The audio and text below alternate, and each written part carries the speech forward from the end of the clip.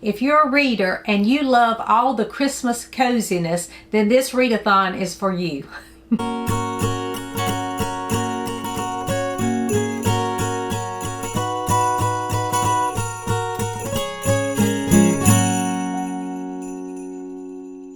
Hey there, it's Mitzi. Welcome to my channel. Today I am announcing my TBR for the 12 days of Christmas and coziness. It is a readathon that is absolutely perfect if you want to enjoy the days after Christmas. So this is the official 12 days of Christmas. So we're going to be celebrating all the cozy things at the end of the year into the 1st of January, from December 26th up till January 6th, with all the cozy things. So I am ready for it. I don't know about you, but leading up to Christmas is super busy here. We're wrapping gifts, we're going to all the things that we go to, we're baking and cooking. And so by Christmas Day, I'm worn out and ready to relax and just enjoy the Christmas season, which is supposed to be about peace on earth and joy to the world. And so I want to have all of the cozy, warm feeling things at Christmas time. So thank you to Gina and Ellie. I'll leave links to their videos below announcing this with all the prompts, because they are hosting this one this year. And if you want cozy and you enjoy cozy reading, I promise you want to follow Gina as well as Ellie, because even just when they speak, they sound cozy and warm and inviting. So I love watching their videos. If I want to relax, all I have to do is go over and listen to Gina's soothing voice or Ellie talk about all her cozy books that she's reading. And they are both just perfect for this readathon. So thank you to our host this year. So these are the prompts, and I'm going to go through and talk about some of my ideas for my possibilities for these prompts. The first is Boxing Day. Gift yourself a relaxing, cozy moment after the busy holidays. Who doesn't want that? So it's the prompt is light a candle, read a cozy mystery for 30 minutes. So I love that. So I chose Who Killed the Curate by Joan Coggin for this. This has been on my shelf for a while. And yesterday, I think it was, I watched Janelle at Too Fond of Books, and she mentioned this book, and I had forgotten I had it. So it's not that long, and I thought this might be a good one to use. I am participating in the Cloak and Dagger Christmas Readathon this month, so this would fulfill another mystery for the Cloak and Dagger Christmas, as well as fulfill the first prompt on the Christmas and Coziness Readathon too. So I look forward to reading this. I've heard great things. Janelle said this one was a really good one, and so I look forward to this one. Number 2, it says Nigel Slater describes the 12 days of Christmas as peaceful and gentle, a time to slow down. In the Christmas Chronicles, he writes notes, thoughts, and recipes for these days. So the second prompt is to create a personal 12-day bookish journal.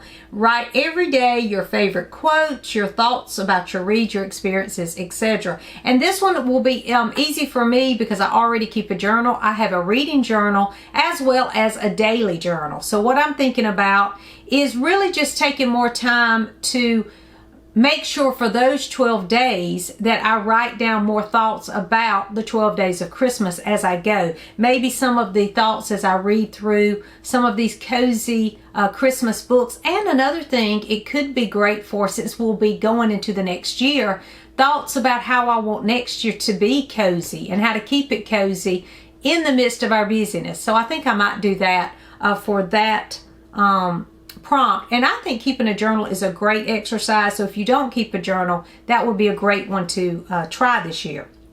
And then the third prompt is peruse a cozy cookbook. So I went to the library to find a couple of cookbooks. I have lots of cookbooks, but I thought I would find something that really gives me a cozy feeling. And the first one is South Carolina's Historic Restaurants and Their Recipes.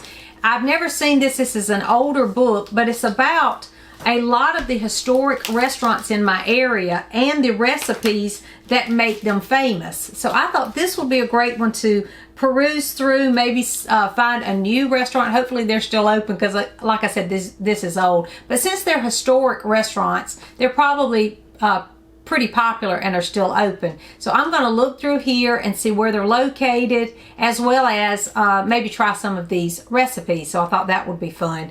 This one, though, I think you'll enjoy too.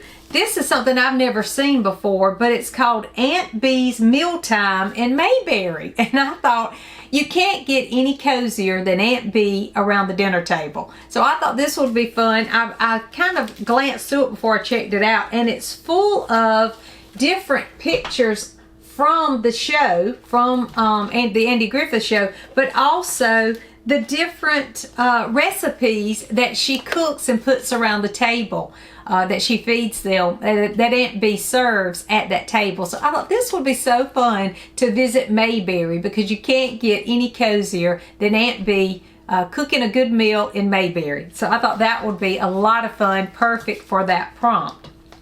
Okay, so then 12 Days of Christmas Fun, inspired by the song The 12 Days of Christmas.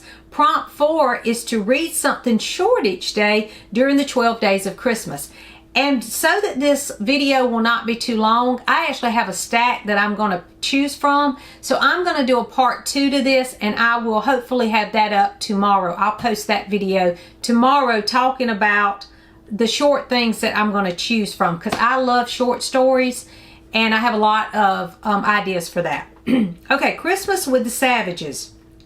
The imaginative Savage children enjoy Christmas to the fullest at Lady Tamerlane's country house. So prompt number 5 is read a children's book or fairy tale, maybe something you enjoyed as a child. Well, this was perfect too, but because before I even read these prompts, I had placed a hold on a new copy of the 3 Billy Goats Gruff that they had advertised this on the website of my library. And when I saw that it was coming out this year, I wanted to check it out.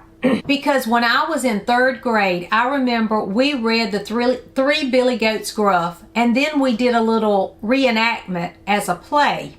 And it is just etched in my memory as a favorite reading experience. I loved it. I thought it was so much fun doing the sound effects, the clip-clopping across the bridge, all of those things. So I have fond memories of reading the 3 Billy Goats Gruff in 3rd grade.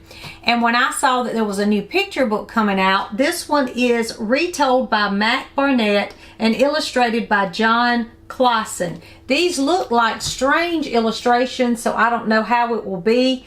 But I like quirky and strange, so I was really interested in reading this, and I thought this would be perfect.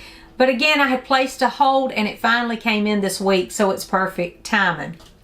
I also have another Night Before Christmas. If you follow my channel, you know I posted some of my favorite Christmas picture books, and I have several picture books of the poem The Night Before Christmas, but this is one that I haven't read yet that I picked up earlier this year, and it's illustrated by Cheryl Harness, and it has this beautiful Victorian house on the front of it that caught my attention immediately, and it was The Night Before Christmas, which I absolutely love. So I can't wait to read through this one, as well as the 3 Billy Goats Gruff. I think that will be fun to do for that, because The Night Before Christmas definitely takes me back to my childhood.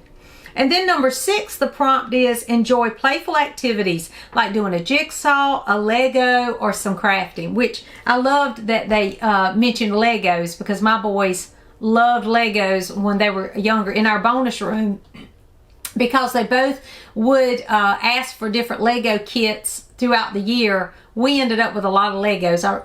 If you've ever stepped on one, you know how that feels. But we always kept them up in the bonus room so that they wouldn't be everywhere. And they would just spend hours with Legos. So I had to chuckle when I saw a play with Legos, which is a great idea. But I think I am going to work a puzzle. And it is this beautiful Twinkletown puzzle that I can't wait to get to. I have not worked this puzzle yet, and I'm so ready to do that. And if you look at it, you see that there are Christmas trees, and it's just this really cute Christmas scene that looks cozy to me. So I cannot wait to put this one together. So that is going to be for the prompt number 6, the prompt for a playful activity. Number 7 is read a vintage Christmas book or an older book. Well, I have several vintage Christmas books. I've already shared some of my favorite Christmas picture books, and they were included in that. One I don't think I shared was The Fir Tree. I had this very old copy of it. I don't know when this was published, but it has some, 1952. It has some great pictures in it, and they are definitely 50s looking pictures. But I haven't read this one this year, so I could pick it up. I also have my little pop-up books that I've shown this before, but it's like a diorama. I could read it. Or I thought about reading How the Grinch Stole Christmas, because I watched a little cartoon already this year, but I haven't read the book, and I don't think I've read this in several years. So I think I might pick this one up. But again, they don't take long, so I could read all of those. That would be a lot of fun. And I love reading vintage Christmas books. Number 8 is watch an old movie or musical. Well, this is a musical movie, I think. What is so great about this is I found this set of Doris Day movies at an estate sale just recently, just a few weeks ago. And I had never seen any of the movies in here. Well, Melissa, one of my subscribers, and she also has a channel, so I will leave a link to her Christmas movie video below. But she posted some favorite Christmas movies, and they were all old movies from like the late 40s and 50s, and I just went crazy and started jotting all of them down. Well, on that video, she mentioned this movie On Moonlight Bay, and I thought, I think it's in that collection. So I pulled out this collection that I just picked up, and yes, it's in there. And this has apparently some Christmas scenes in it, so I thought that would be fun. But it stars Doris Day and Gordon McRae, and it's called On Moonlight Bay, and I can't wait. She said it was a great one. And then I think this might be a sequel, By the Light of the Silvery Moon. So hopefully I can watch both of them.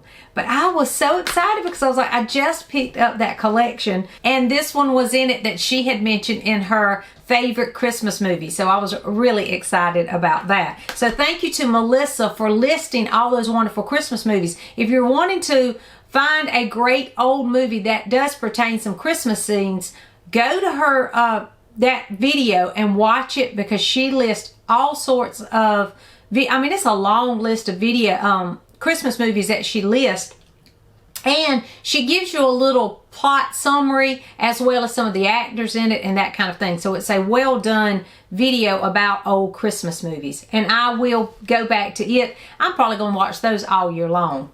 So thank you to Melissa. Mrs. Jeffries and the Merry Gentleman. Now, I love the Mrs. Jeffries series, but I haven't read this particular book. Mrs. Jeffries and the servants help Inspector Witherspoon to solve cases, and they always take their time to sit down and have tea and food together.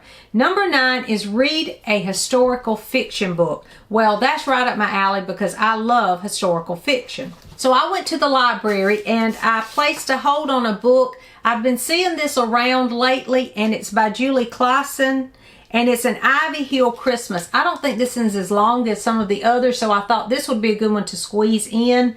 But it's Christmas, it's historical fiction, and it's Julie Clausen, which I think that's how you say her name, which I like to read many of her books, so I thought this would be perfect. And it came in just in time for this readathon. So this will be my historical fiction book. If you've read it, let me know. Number 10 is to enjoy a cozy tea time. Bonus if you share your tea with a friend. Well, that's super easy because every afternoon my son and I have tea time. I usually drink coffee and he has tea, but I do like tea. So for this one, for the 10th prompt, I will definitely share some tea with my son. After Christmas, several days we will do that because we usually do it. We usually after lunch we'll watch a TV episode of something. Right now we're watching The Twilight Zone, and then afterwards we will have tea and dessert, or I have coffee and dessert. But spoiler, he's actually getting some new teas for Christmas, so we can share a cup of that new tea that he gets for Christmas. That'll be a lot of fun. Okay, 12th night cake. In the past, 12th night marked the end of Christmas. It was usually celebrated with elaborate parties. The 12th night cake was an essential part of these festivities. So the 11th prompt is celebrate the 12th night and discover a new exciting book for 2023. Try a chapter from a book that has been lingering on your TBR. You have two options, so you can do one of these two things for this prompt. Option 1 is English 12th night cake, which is traditional rich fruit cake. Try a chapter of 2 books that are right up your alley. Or option 2, which is French 12th night cake, and it is I'm not even going to try to pronounce that, but it's an almond sponge pastry, and it is to try a chapter of 2 books out of your comfort zone. So for this one, I am going to choose a couple of books that I've had on my shelf. Now, these are probably more of the first option because I had them because I was interested in them. But this was just one that I put in one of my, I think it was a library sale where I could fill up a tote bag for free. And it's called Snow Treasure by Marie McSwiggan, I think is how you say it. And this looked interesting to me because it's actually a middle grade and it's set during World War II. But at the beginning of this, it says on June 28th, 1940, there's this whole story that is true. At the very beginning, it says that this took place on June 28th, 1940, and this story really happened. So I thought that would be an interesting to read because it's based on a true story that happened during World War II, and it's a middle grade. Have you ever read this? Let me know in the comments because I'd never even heard of it before. But I thought I would choose that one because it's not that long, and it is called Snow Treasure, and I'm looking for more wintry reads, Christmas or wintry.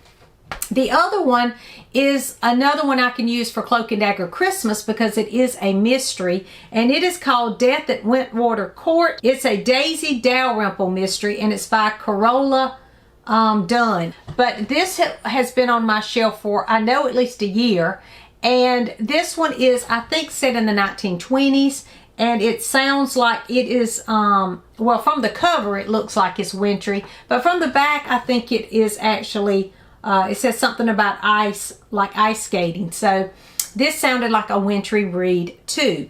And of course, I'm trying to read all the cozy, wintry, Christmassy reads. So I thought those would be 2 that I could try a chapter and see what I think. And then 12, the 12th prompt is, and if you fancy, bake your own cake to celebrate. So I will look through my recipes and decide on what kind of cake. Maybe I could choose a cake that we could have our tea with. That would be fun too. Thank you again to Ellie and to Gina for hosting this wonderful, perfect readathon for this time of the year. Tomorrow, I hope to post the shorts for the other prompt. It just was going to take too long, so I wasn't about to try to talk about all of those in this video. Are you participating in this Christmas cozy readathon? Let me know in the comments. Thanks for watching, and I'll see you soon.